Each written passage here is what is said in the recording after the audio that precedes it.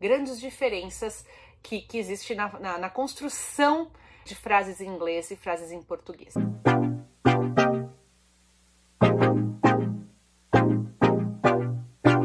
3, 2, 1, hello everyone, welcome to Papo de Teacher, seja muito bem-vindo, muito bem-vinda ao Papo de Teacher de hoje. Eu sou a Teacher Fabi Montanari e eu te ensino a falar inglês no seu trabalho. Então, se você trabalha ou deseja trabalhar em uma área ou empresa que exige inglês, fica aqui comigo que eu vou te ajudar.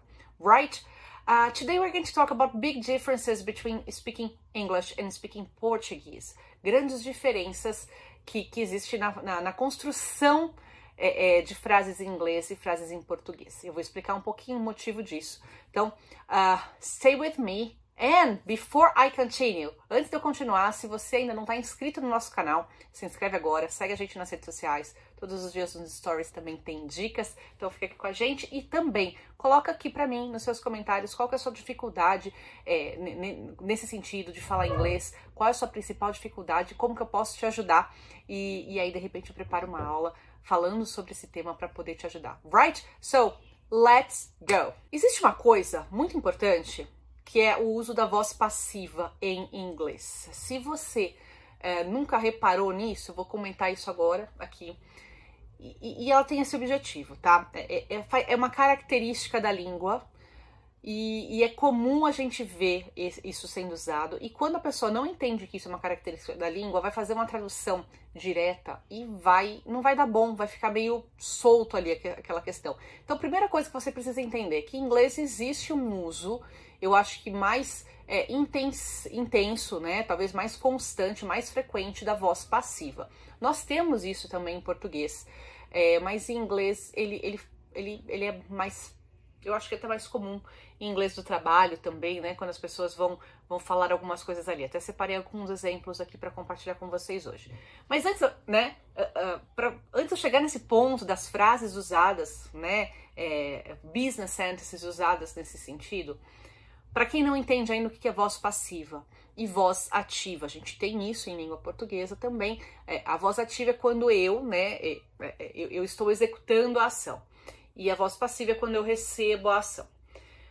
Uma maneira muito simples para entender. Por exemplo, falar de fazer as unhas. Então, se eu falar assim para você, e amanhã a gente não pode se ver, amanhã não vai dar para eu ir nesse horário, porque eu vou fazer minhas unhas. Em português, quando eu falo isso, eu vou fazer minhas unhas amanhã, pode ser que eu mesma vou fazer, vou sentar e vou fazer, ou eu tenho um horário na manicure e vou fazer minha unha na manicure. Em inglês, você eu vou cortar meu cabelo mais tarde. Pode tanto significar que eu vou ao salão cortar o meu cabelo, quanto pode significar também que eu mesma vou pegar a tesoura e vou cortar o meu cabelo. Eu preciso lavar meu carro. Tanto pode significar que eu vou pegar lá água, sabão, os produtos lá todos e vou lavar o carro, quanto eu vou levá-lo a um local que faça isso, um lava rápido para fazer isso. Isso em português é assim, a gente está usando a voz ativa. Eu preciso lavar meu carro, eu vou fazer minhas unhas, eu vou cortar o cabelo. Então, é a voz ativa. Em inglês, existe essa diferença. Se eu mesma for lavar o meu carro, eu vou falar I'm going to wash my car. Mas se eu for levar meu carro a um local para o carro receber a ação de ser lavado e não sou eu que vou executar essa ação, eu coloco I'm going to have my car washed. I'm taking my car to be washed. Right? Se eu vou fazer minhas unhas, eu mesma vou pegar lá meu kit manicure e vou fazer minhas unhas, eu falo I'm going to do my nails. Agora, se eu vou ao salão, né, fazer minhas unhas, eu vou dizer I'm going to have my nails done. Se eu for cortar o meu cabelo, I'm going to cut my hair. Mas, se o cabeleireiro for cortar o meu cabelo, eu vou falar I'm going to have my hair cut. Então, eu recebo a ação. Então, esse de uma maneira geral, é a questão da voz ativa e da voz passiva, para você poder entender. E qual que é a estrutura da voz passiva? É have, por exemplo, I'm going to do my nails, fazer minhas unhas. Se eu vou receber a ação, I'm going to have my nails done. O verbo principal, ele vai para a terceira coluna dos verbos. As simple as that. Então, a terceira coluna dos verbos, se o verbo for regular, ele é o ED. né? Então vamos só fazer um parênteses aqui, uma recapitulação. Verbos regulares é o base form, a forma básica, e ed para a segunda e para a terceira coluna. Quando eu tô falando de verbos irregulares, a segunda e a terceira coluna podem variar e não existe uma regra, por isso que ele é chamado de irregular. E aí é o momento que a gente precisa decorar. Sempre falo, decorar as coisas em inglês não vai funcionar. Só que existem alguns momentos específicos que a gente vai precisar de fato decorar isso daí. Então, do, did, done, tá? No caso do cut, I'm going to have my hair cut. I'm going to cut my hair ou I'm going to have my hair cut. O verbo cut, ele é um verbo irregular porque as três formas dele são exatamente iguais. Cut, cut, cut. Ok? My car washed. I'm going to wash my car. I'm going to have my car washed. Então, aí vem essa questão, o wash sendo regular, ele é mais simples. Wash, washed, washed. Ok? So far, so good? Se você ficou com alguma dúvida, é o momento de você parar agora e colocar nos comentários. Teacher, I didn't understand that. Pode colocar pra mim que você não entendeu e eu vou tentar explicar isso de uma maneira ainda mais clara, tá? Uma maneira um pouco mais aprofundada. E aí, dito isso, a gente vai para os exemplos que eu separei aqui de business. When do we use and why do we use passive voice? Por que a gente usa passive voice? Existem alguns motivos, tá? To be more formal, para ser mais formal. Isso muitas vezes também é usado em headline, né? Nas manchetes de jornal.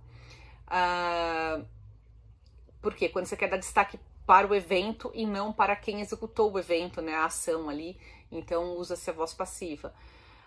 When it's not important, who's involved in the action? É o que eu acabei de falar. Quando não é importante, quem está envolvido na ação. É mais importante a ação do que a pessoa que executou a ação. The speaker doesn't know who is involved. Quem está falando não sabe quem está envolvido ali na ação. Or the speaker wants to distance himself or herself from the action. Quando você deseja aumentar esse distanciamento, aí então na fala acaba aparecendo.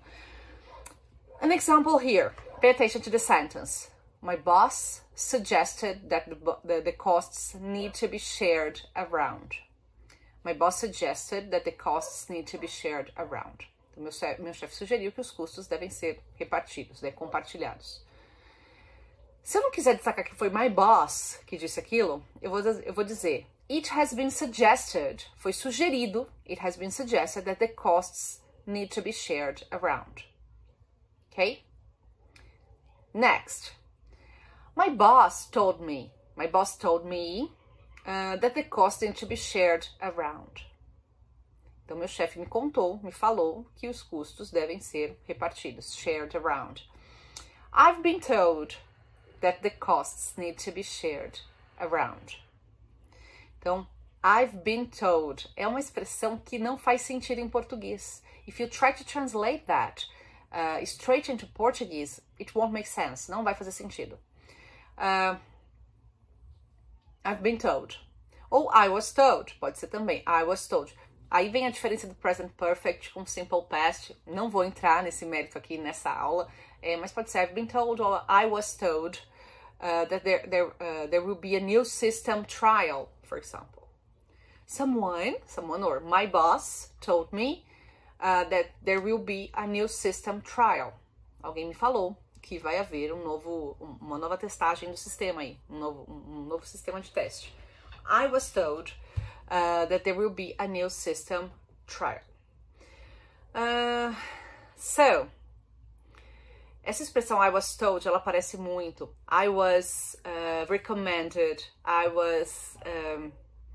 it was agreed, foi decidido. It was agreed in the meeting that everybody will participate in the workshop. Então, foi decidido na reunião. It was agreed in the meeting that everybody will participate in the next workshop. Foi decidido na reunião que todo mundo vai participar do próximo workshop. I was told this. Se você tentar traduzir ao pé da letra, I was told, vai virar eu fui dita, eu fui falada. Então, nesse sentido, não faz o menor sentido a tradução ao pé da letra. a gente cai naquela tecla de que tradução é muito perigoso. Você trabalhar, aprender inglês fazendo tradução. It's very dangerous. Because when you come to something like that, I was told, you're going to say, I was told, eu fui dito. E aqui tem uma situação bastante curiosa. Teve uma ocasião que eu li um livro, uma biografia, e eu falo, talvez o livro em inglês, eu li em português essa biografia de um empresário, e talvez a tradução, talvez o texto original seja ok, talvez não seja nenhum, né, prêmio de literatura pela escrita, mas talvez o texto original fosse ok. Eu até tenho curiosidade de ler esse texto original, mas a tradução, ela foi muito feita assim, ao pé da letra. E na hora que eu estava lendo, eu percebia que era uma tradução que não era natural do brasileiro falando, não era natural de um nativo em língua portuguesa. Então foi uma tradução que eu achei bem precária. Até numa ocasião uma amiga me perguntou, você leu aquela biografia? Até emprestei o livro para ela, nem falei, nem precisa nem me devolver, pode ler isso daí.